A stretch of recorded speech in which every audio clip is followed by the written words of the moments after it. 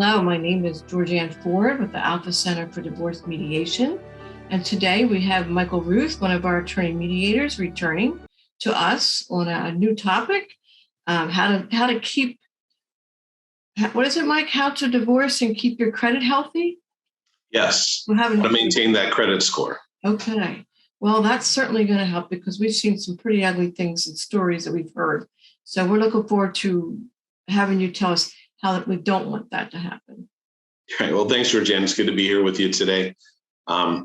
These are always interesting topics that we get a chance to chat about. And I just want to eliminate one myth that people might be thinking about out there, that being married helps my credit score, because it absolutely doesn't. They don't look at your marital status as one of the factors in determining, whether they're going to give you a credit or anything. So when you get divorced, it doesn't hurt you right off the bat. But there are some other things that, we need to be concerned about because, we are kind of splitting this two household income, right? Two income household. When we're married, everything goes into the same pot. Now through the divorce process, we're going to be living on our own. We're going to be living off of our individual income, maybe some support that goes along with that. But really, it's up to us to pay the bills. And, when you're married, you have certain expectations about what you can afford. And, when you divide that, obviously, you're not going to be able to afford the same kind of living expenses. You can't go out to eat every night. You can't afford the same kind of cars or the same vacation. So we really have to temper our expectations. And I know that's a difficult thing because, I have clients that definitely come into this process, worried about how I'm going to maintain. And that's a very difficult word, is maintaining that current lifestyle because, for the most part, you're just not able to do that. Especially when there's kids involved and especially with the rental and housing prices today. Right. So going from one household to two households. So there's all those different double expenses. Right. So we really, caution matching your lifestyle to what your income is. Right. We're talking a little bit about trying to rely on that individual income as far as paying the bills. And when I say individual income, I don't mean necessarily that alimony or that child support that you're receiving from this agreement. I know at the beginning, it is important to some people to get started again. They need that alimony, that spousal support that's necessary because they might be the person that stayed at home for the last, 5 to 10 years and took care of the kids and took care of the house and did all that. They don't have the same educational skills. They don't have the same ability to get that job, so that support does and is very useful to them. But on the other hand, the party paying it, they have to be able to afford it too. And there's always the possibility that they lose their job or they lose their ability to pay it. So, one of the first things we have to focus on is what can I afford just based on what current income I'm pulling in for myself and, kind of try to budget off of that, if that makes sense. Yeah. Is that something that you work on in the mediation process, during the process, after the process? Well, part of your job hats that you wear in this role is this counseling hat too, so we do discuss it. And, we're definitely trying to make sure that they understand the scenario that they're about to embark on. We don't want them going out thinking, having, one thought and then, all of a sudden a year from now, they've ran up all this debt and they can't afford everything. And, as a result, they're in a bind. So we definitely caution, we talk about that. One of the last things that we offer here at the Alpha Center is a financial counseling session. Once we've decided everything from the agreement, once that agreement, that the financial pieces has been agreed upon, we offer our clients an individual session with a financial counselor so they can look at individual budgets and individual debt and individual assets and individual goal setting to help them move forward as an individual. Okay. So how do we protect our credit?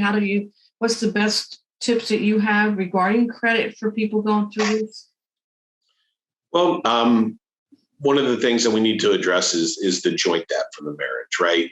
Um, and I see this. I do find that a lot of people don't have credit card debt. I'm always kind of surprised. We get to the end and we say, well, what about debt? And they're like, well, we don't have any, because they pay off their credit cards on a monthly basis.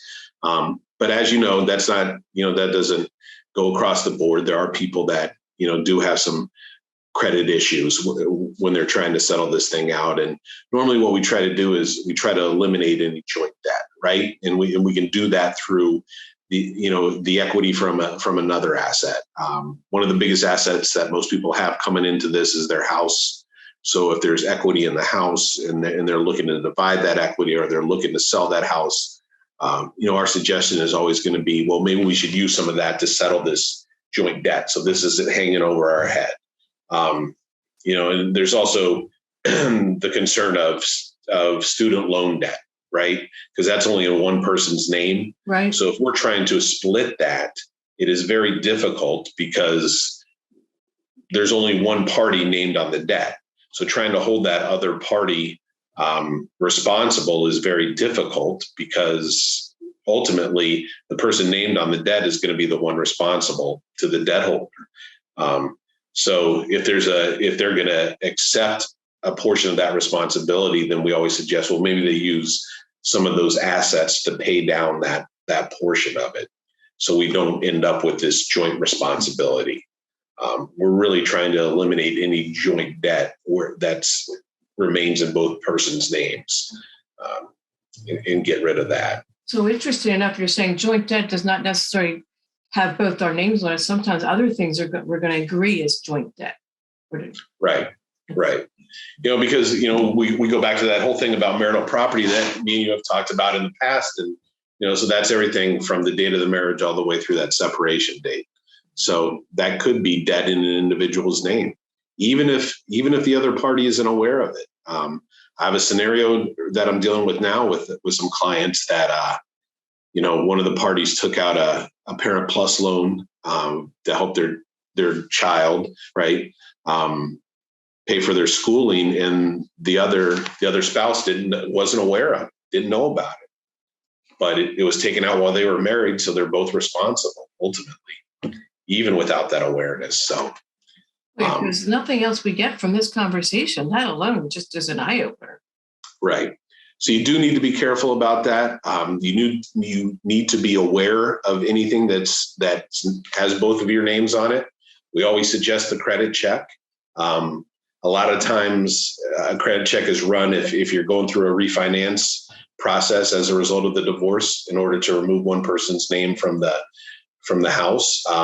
But if you're not, then, we always say, hey, go get a credit check to make sure there's nothing else out there in both of your names that you're not aware of, because that's important. We want to make sure that we cover everything in this agreement. So, 2 years from now, you don't find that debt that you weren't aware of, and then you end up back in court trying to haggle over how you're going to decide that now. Mm-hmm. So in other words, like the credit check is something that you would do during the process through the divorce. Right. We definitely recommend it before we sit down and go through the financial piece of this, just to make sure that we're covering everything. The other thing is too, not everything, is cut and dried. So there might be some debt as a result of that agreement that you're both agreeing to pay on. Mm-hmm. And one of the things that we recommend with that is make sure that your ex is paying their share of the debt, what's outlined in that agreement. And if they're not, then make sure that you're at least making the minimum payment on that debt, and then taking some action to get reimbursed for that. Because if that debt's in your name, you're ultimately going to be responsible, and the credit companies don't care, right? If you're late, it's going to hit your credit report, and that's going to hurt your score. I always go back to, one of the most important things that I wish they had taught when I was growing up is that how important that credit score is. I think it's becoming more known nowadays how much we rely upon that in order to make big purchases. Right. Owning real estate is a big deal. And, if you don't have that credit score to match up, then you're not going to have a shot at getting that. So it is important to maintain those payments. My guess is sometimes my people do have to clean up their credit after a divorce because they didn't go through a mediation process and things got ugly in between, right? Right. Yeah. Right. And, I'll just say personally, Georgianne, like mine was definitely like that. When I went through a divorce a decade ago, it's kind of funny saying that right now, a decade ago, but, my credit wasn't in the best place. And it just, there's obviously, you can look online for some suggestions, but you really have to work at building it back up. And a lot of that is just by establishing credit again, by taking out a secured credit card and making the on-time payments and just starting to establish that you are a consistent payer. That's really what they want to see. And at the end of the day, if you do that, you can repair it pretty quickly. So definitely going through a mediation process is going to keep your credit in a much healthier place than going through lawyers where there's a lot of people not agreeing. Right. And I also feel like, going back to being a counselor, like we're going to talk about these things. Yeah. We focus a lot on budgets and, really our goal is to draft a fair agreement for both parties. We're really concentrating on how we can make each party feel comfortable enough to move forward on their own. Temper your expectations, realize what your lifestyle is going to be, and pay off that debt. And so you can lead individual lives. We're not trying to put one party in a bad position. Right. It's a good topic because we right away, we do think, oh, my credit score is more important. It's important to stay married for my credit score. That was a great myth to just put out there to get started. But I think we've got a pretty good idea how important it is to keep our credit healthy no matter what we're going through, right? Right. Be responsible as much as we can, work together. As much as we can. I agree with you there, Georgianne. As much as we can. You and I haven't been through that. We know what that means. But thanks for coming back and sharing this topic, and we look forward to having you back. Thanks, Georgianne. Yeah. Any of you want to talk to Mike, want to talk to the Alpha Center for Divorce Mediation, have questions, concerns, want to meet them, 1-800-310-9085. Thank you.